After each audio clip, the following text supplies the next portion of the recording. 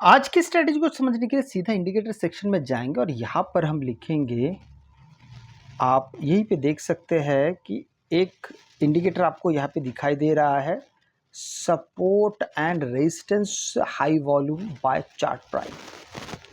Chart prime के बहुत सारे सपोर्ट और रेजिस्टेंस के इंडिकेटर्स हैं, लेकिन आज हम बात करेंगे support and resistance with high volume by chart prime. हम इसको सबसे पहले अपने चार्ट पर लगा लेंगे। चलिए, हम इसको चार्ट पे लगा लिया है। लगाने के बाद ये किस प्रकार से आपको एंट्री दिलाता है, और इस इंडिकेटर के बारे में मैं आपको बता दूं कि खासकर ये इंडिकेटर ब्रेकआउट के लिए ज़्यादा फेमस है। लेकिन हम आज ब्रेकआउट के बारे में बात नहीं करने वाले। जैसे मैं आपको उदाहरण दिखाता हूं, आप यहां पर ध्यान दीजिए। ये ब्रेकआउट का एक जगह है, पर मार्केट यहां से फिर रिवर्स चला आया है। तो हम इस जगह के और इस स्ट्रेटेजी के बारे में आज हम बात नहीं करने वाले। हम किस बारे में बात करेंगे उसको ज़रा आप ध्यान से देखिए और ध्यान से समझने की कोशिश कीजिए। सबसे पहली बात है, एंट्री करने के बाद हमारा जो टारगेट होगा निस्संदेह वो छोटा होगा, बहुत बड़ा नहीं होगा। ये सबसे पहला है। ये उन स्ट्रेटेजीज में से बिल्कुल भी नहीं है जो बहुत बड़े बड़े टारगेट्स देते हैं। तो किन स्ट्रेटेजीज में से ये आते हैं? ये आते हैं जो आपको बहुत प्रिसाइज करके, चीज़ों को बहुत फिल्टर करके आपको एंट्री दिलाता है। कैसे एक एक करके मैं आपको यहाँ से बताता हूँ। मार्केट आपको लगातार बार बार ये जो ग्रीन कलर का एरिया दिखाई दे रहा है, इसे हम कहते हैं सपोर्ट, और ऊपर का जो रेड कलर का दिखाई दे रहा है, ये है हमारा रेजिस्टेंस। हम यहाँ पे मार्केट को देखेंगे कि मार्केट रीटेस्ट कब करता है। जैसे आप यहाँ पर देखिए, मार्केट इस जगह पे आया है, सबसे पहला इसका पदार्पण हुआ इस जगह पे, ये सबसे पहला वाला यहाँ पे आकर टच हुआ है, जिसके बाद यहाँ पे डायमंड शेप का कुछ बना है।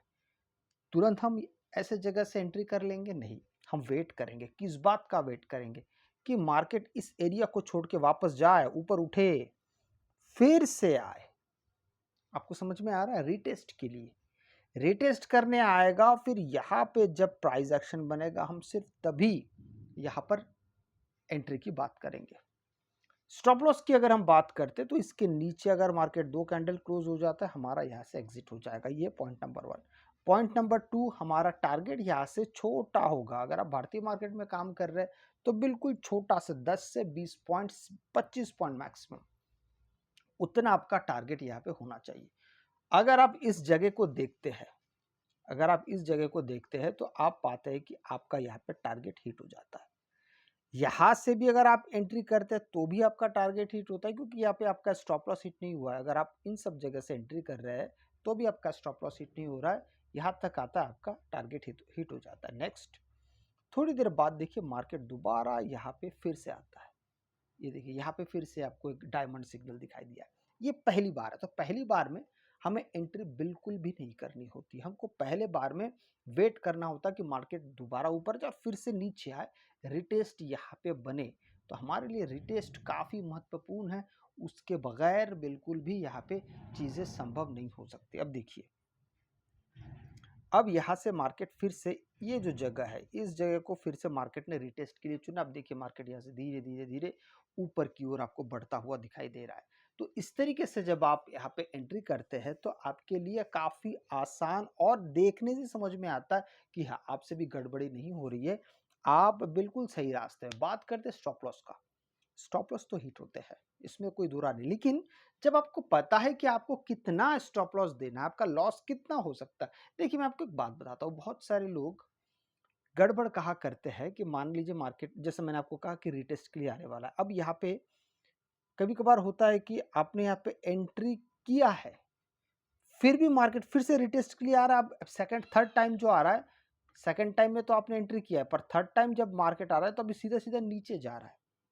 तो ऐसे वक्त पे आप ये मत सोचने बैठिए कि देखिए शायद मार्केट फिर से रिटेस्ट करे और धीरे धीरे फिर दोबारा ऊपर चले जाए। नहीं, इस प्रकार की चीज़ों को बढ़ावा देने से ही आपका सबसे पहले नुकसान का दायरा बढ़ जाता है। तो आपके आंखों के सामने ये ग्रीन कलर की जो पट्टी है, ये आपके लिए बहुत मायने रखना चाहिए कि भाई इसके नीचे मार्केट चला जाएगा, मैं दोबारा फिर से बाद में कभी री एंट्री कर लूँगा। लेकिन इसके नीचे अगर मार्केट एक कैंडल के नीचे एक कैंडल अगर क्लोज हो जाता है, अगर मेरा एसएल हिट हो जाता है, तो फिर मैं तुरंत यहाँ पे एंट्री नहीं करूँगा। अच्छा, बहुत सारे लोगों में और एक बड़ा प्रॉब्लम है। मान लीजिए मार्केट यहाँ पे नीचे आता है, एसएल तो हिट हो गया, अब फिर मार्केट यहाँ पे वापस जा रहा है, वो यहीं से फिर से ले लेते हैं एंट्री। ये गलत हो जाएगा। तो सही क्या है?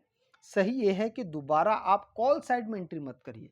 जिस तरफ का आपका एसएल हिट होगा, मान लीजिए आपका ये कॉल साइड में आपने एंट्री की है और आपका कॉल साइड में आपका एसएल हिट हुआ है, तो नेक्स्ट एंट्री आपका कॉल साइड में नहीं होगा।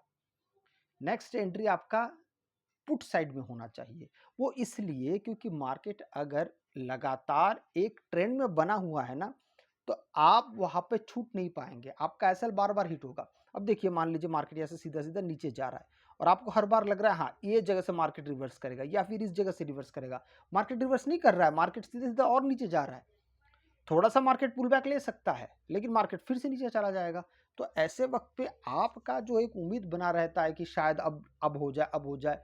तो ये एक बहुत इंपॉर्टेंट लेसन है कि जिस तरफ से आपका स्टॉप लॉस हिट होता है, नेक्स्ट एंट्री उस तरफ से कभी नहीं होना चाहिए। चाहे आप कितनी भी पावरफुल स्ट्रेटेजी इस्तेमाल कर रहे हैं, चाहे आप कितने भी पावरफुल आप इंडिकेटर इस्तेमाल कर रहे हैं। इसका मतलब ये है कि मार्केट लगातार नीचे जा रहा है, अभी तक वो रिवर्सल के बारे में मार्केट प्लान नहीं कर रहा, आप करके बैठे। मार्केट को प्लान करने दीजिए और फिर आप ऑपोजिट साइड का आप यहाँ पे एंट्री कर सकते हैं। दूसरी बात, अब देखिए यहाँ पर अगर हम पुट साइड के बारे में बात करते हैं, तो पुट साइड भी कुछ ऐसा ही है। अगर आप ध्यान से यहाँ पे देखिए, ये वाला पहला मार्केट इस जगह से आता है, ऊपर जाता है, इस जगह से आपका एक डायमंड बनाता है, फिर मार्केट नीचे आता है, दोबारा एंट्री करता है। मार्केट तो रिटेस्ट के लिए दोबारा है, बस आपकी एंट्री यहीं पे हो जाएगी जब मार्केट ये एरिया छोड़ देगा। बाहर आ गया आपका एसएल यहाँ पे। अब देखिए मार्केट धीरे धीरे नीचे जा रहा है, मैंने आपको पहले ही कहा है। ये आपका छोटा सा आपका प्रयास होना चाहिए, यहाँ पे पॉइंट्स छोटे होने चाहिए। तो यहाँ से लेके यहाँ तक भी अगर आप मान लीजिए आपने यहाँ पे एंट्री की है, इस जगह से लेके यहाँ तक भी अगर आप एंट्री में अपने टारगेट को बना लेते हैं, तो भी वो बहुत बड़ी आपके लिए काम करने लगता है। तो इसलिए बहुत ज़्यादा यहाँ पे पैनिक होकर काम नहीं करना है। दूसरी चीज़, इस इंडिकेटर को इस्तेमाल करते समय ब्रेकआउट्स की तरफ आपका ध्यान नहीं जाना चाहिए। क्यों? क्योंकि इस इंडिकेटर में, खासकर इस इंडिकेटर में, ब्रेकआउट आपको सही तरीके से नहीं मिलने वाले हैं। ठीक है, ज़्यादातर मार्केट ऐसे में, मैं आपको थोड़ा सा एक दो अगर उदाहरण भी दिखा दूं, जैसे कि देखिए यहाँ पे ब्रेकआउट हुआ है, मार्केट 2 कैंडल के बाद रिवर्स हो गया है। यहाँ पे भी हुआ है, थोड़ा सा एक यहाँ पे देखेंगे ब्रेक डाउन हुआ है, तो थोड़ी देर के बाद यहाँ पे भी मार्केट रिवर्स हो गया।